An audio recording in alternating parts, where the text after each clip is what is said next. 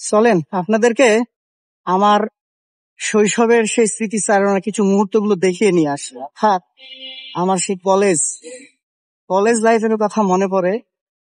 রাজশাহীতে এসেছি আর নিজের ক্যাম্পাসে যাব না, এটা কোনো কথা হলো? এবং নিজের ক্যাম্পাসটাকে আজকে ফুটিয়ে তুল, কি বলেন? রাজশাহী আইএসটির যারা আছেন সাড়া দিবেন।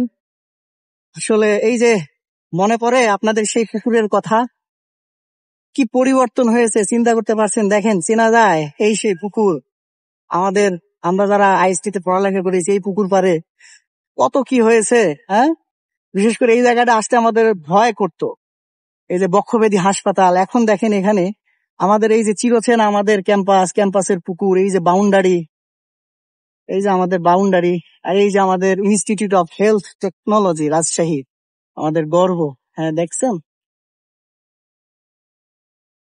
অনেকদিন পর এই যে দেখুন, এই এই পুকুরগুলো এখানে বন্ধ করে দেয়া হয়েছে।